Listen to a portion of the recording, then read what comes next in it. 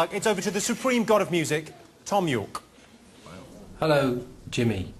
I'm a big fan of the band Radiohead. I've liked their music for a long time, but I think with their new 2025, possibly US tour next year, I think we should take a deeper look into their music.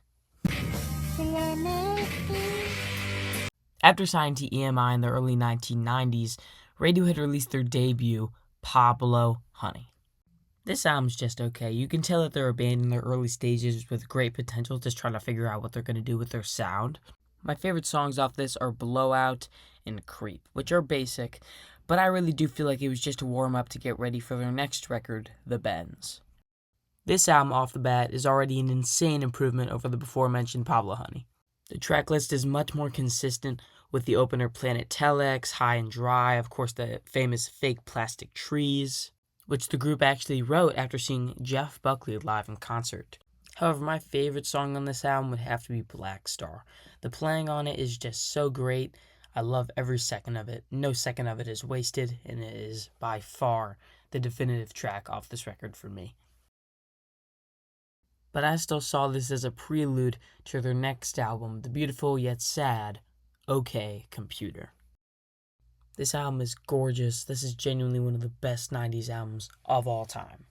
And this album's just stellar from start to finish. My only complaint about the track listing is that I wish Exit Music was the last song on the album. It would just be so perfect, but I still think that The Tourist is a great outro. My favorite songs are Paranoid Android, Subterranean Homesick Alien, Exit Music, Letdown, Karma Police, Fitter Happier, Electioneering, No Surprises, and The Tourist. But yeah, this is one of the most consistent albums of the 90s, and overall, just an entirely great listen. Damn near a 10 out of 10. After Radiohead toured for OK Computer, they were all very anxious and scared on what they were going to do next. Having to follow up such a huge album was going to be a huge challenge for them. But instead of going back to their regular rock roots, what they did is they made an entire electric album, Kid A, released in 2000. And I'm just going to do both of these together. Amnesiac, which came out a year later, wasn't made around this time. Not these same sessions, but around the same time. And I love both of these projects. They can just be really confusing. Everything in Its Right Place is an incredible song. Very ominous, very eerie. But my favorite from both of these records would have to be Motion Picture Soundtrack. It's just so incredible. If you have not heard it, you probably have. But if you haven't, please give it a listen. It's great. When it comes to albums that I can listen to at nighttime, this one's one of my go-tos. It's just so eerie and kind of scary at times. It's just a really ominous record. If you haven't heard it, make sure you take a look. It's great. However, their next record, Hail to the Thief, has a pretty sad backstory. After September 11th happened, the political climate of the United States and honestly the entire world was really bad, and this inspired them to write Hail to the Thief. This album is too very complicated. The political themes of this album are definitely very controversial in some eyes, but that's for you to decide, because everyone else can have their own political opinion. But this is just the band saying what they want to say about what was going on in the world at that time, back in 2004, or 2003, whenever this record would come out.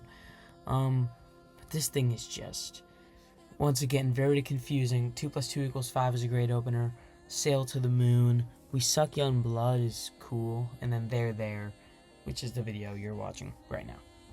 Quick break to talk about my albums. I have The Bends, OK Computer, Kid A, Amnesia, In Rainbows, and lastly, MSP. That's all my shit. But now it's time to talk about In Rainbows. Wow, this album's incredible. From the opener 15 Step to All I Need to Jigsaw Falling into Place, Videotape. But my favorite song on here is Weird Fish's Arpeggi, which might be one of my favorite songs Radiohead's ever done. This is a fantastic album, and if they retired here, I think I would be fine with it. However, they did it. They toured and then took a 4-year hiatus, and then put out King of Limbs. Maybe I'm a little bit too hard on it, but after dropping one of the best albums of the 2000s, you'd think they'd have a little bit more than them. It was a little messy. Everyone kind of said it was pretty experimental. It wasn't meant to be like In Rainbows. So I guess this is what they wanted to do, but at the same time, it's Radiohead. So I expect better. I can't remember a single song, and I've listened to this like twice. Maybe like, what is it, Magpie or whatever? That's it. And then they dropped one of their best right after.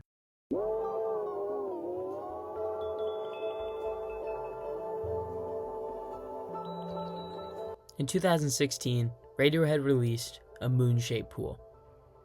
This is probably their most beautiful sounding album. This is their most ambient album. Daydreaming. Another contender for best Radiohead song. If you said it was their best, I would respect you for that. And to top it off, there's songs on this album that were made decades before this album was even thought of. Like True Love Waits, which I think is from the Kid A sessions or something like that. An incredible song. This album might be the best Radiohead album. And I think it perfectly sums it up that Radiohead has one of the best discographies in music history, they're one of the best bands in music history, and they are truly genius.